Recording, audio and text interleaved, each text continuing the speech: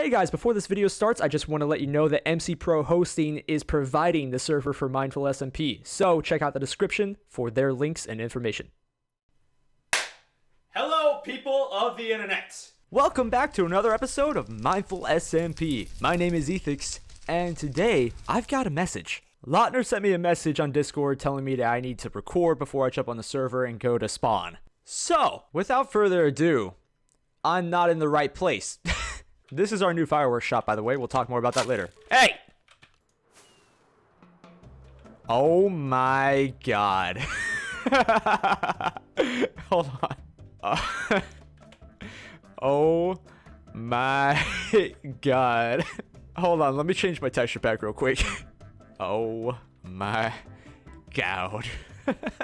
So, I guess Lautner finally built a statue in my name. This has been long overdue. A bit earlier on in the season, we did a bit of a PvP game, and I came out victorious. Whoever won was getting a statue in their name. And here we are. Right at spawn. It's funny, because, like, I'm going to be able to see this from my tower. Hold up. Let's go. Let's go look at this.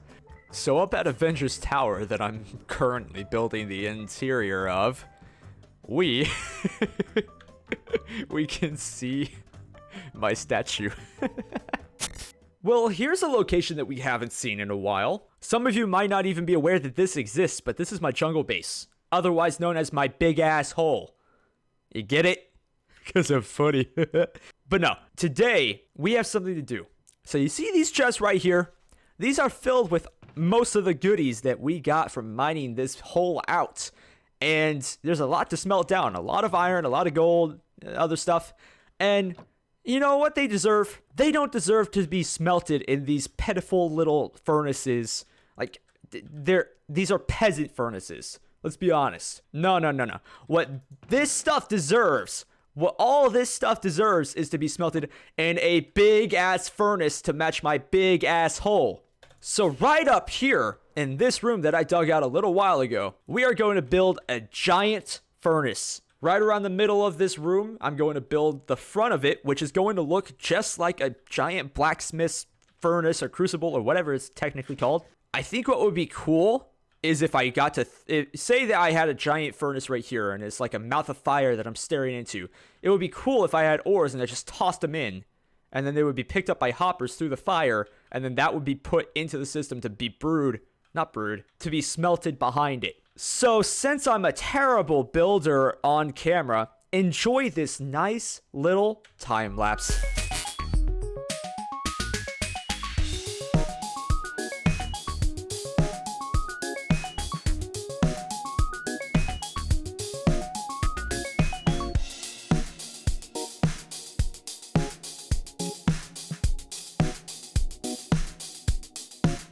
And here we are with the final outcome of our kind of dwarven Aztec kind of vibe super smelter.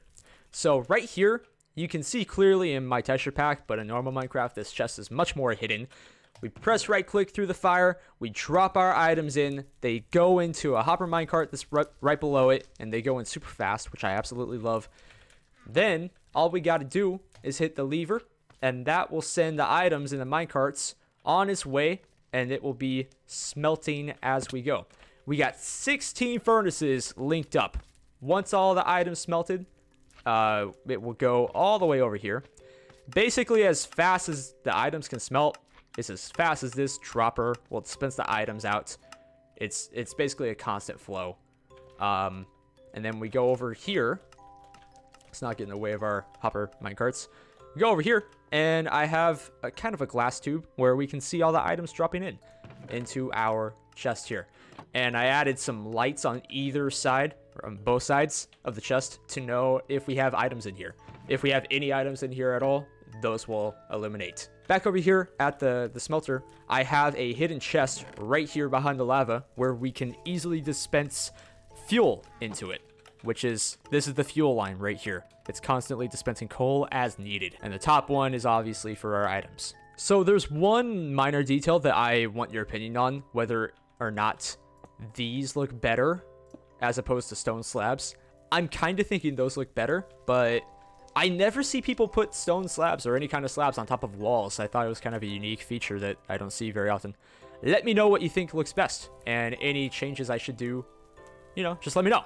And now that we have our super smelter finally built and operational, I think it's finally time to say farewell to all of our ores that we've been saving up this whole time. And it's time to smelt them. I've been waiting for this moment for a long time. By the way, in case you didn't know, like I didn't for the longest time, if you smelt these instead of breaking them with fortune, you get actual ingots, not just the nuggets. I was not aware of that for the longest time. I have genuinely been waiting on this moment for like months. And now we're started. There's no going back, Bob.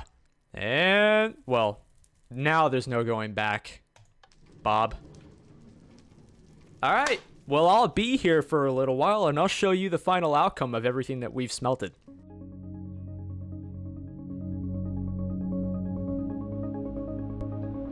And here we are, about an hour later.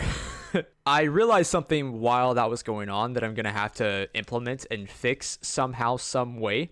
I need to create a loader, which will stop the minecart, let the items fall in before it takes off, because it was only picking up a few items as fast as it took for it to bounce off that block. It just wasn't picking up enough items to fill all these furnaces with. So I'm gonna have to do that. But now that we are finally done, this is the final outcome of about 2 chests worth of ores.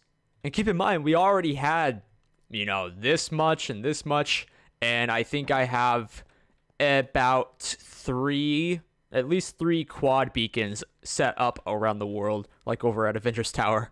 So I'd say we're pretty much stocked for a bit. What to do next? God. Alright, welcome to our new crib. That's totally my intro to that clip. Yeah. So this is our new fireworks shop, to be more specific. We walk on in here, we've got a nice modern vibe. And that's all I got. I built a koi fish pond. It's not... Dude!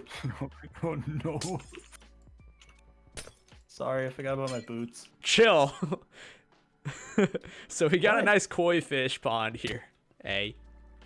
No swimming Sorry. in the koi fish pond, you idiot. Fine, I'll just go into this room with the blood red stained glass.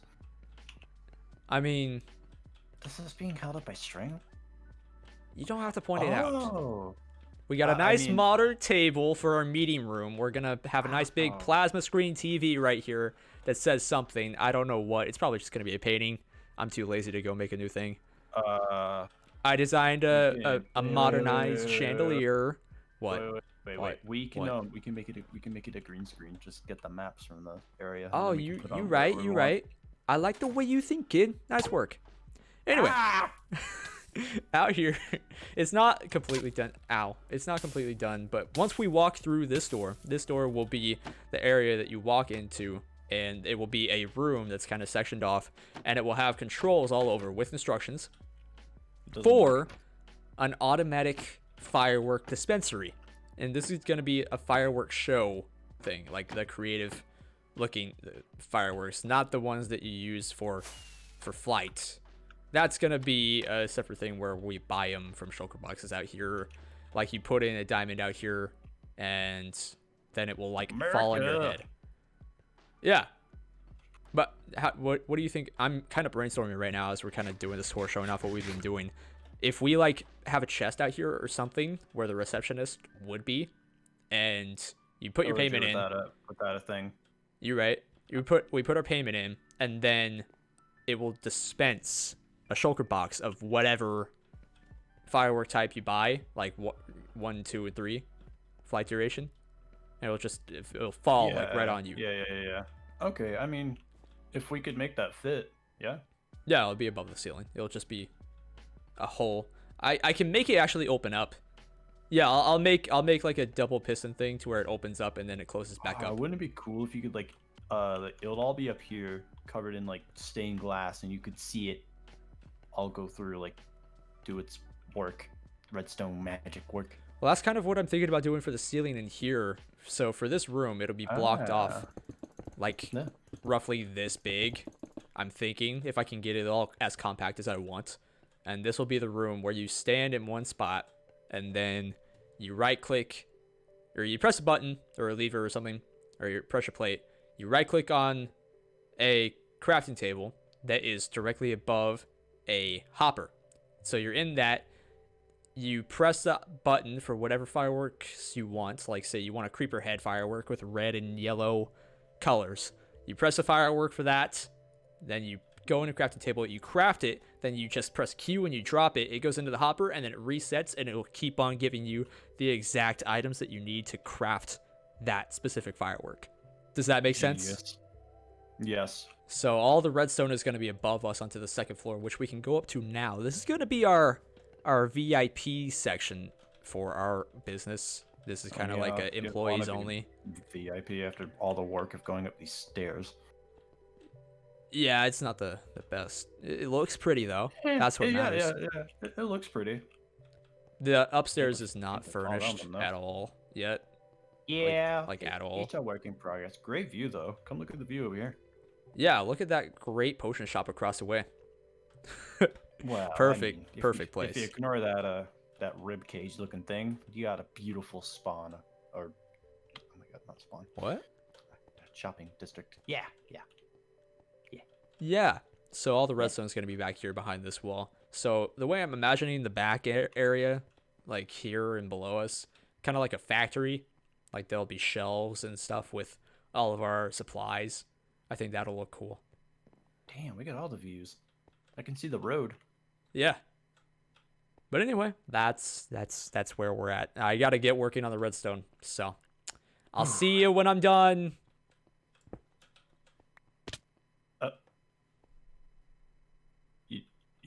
You're supposed to cut. You're supposed to cut. This is where the clip ends. Oh. OCD gets you places, you know. Yep. Alright, so in the meantime, while we've been building the fireworks shop, I have been building a gold farm over here in our nether base. All in all, this took me about 3 hours in total to build, so not that bad, all things considering.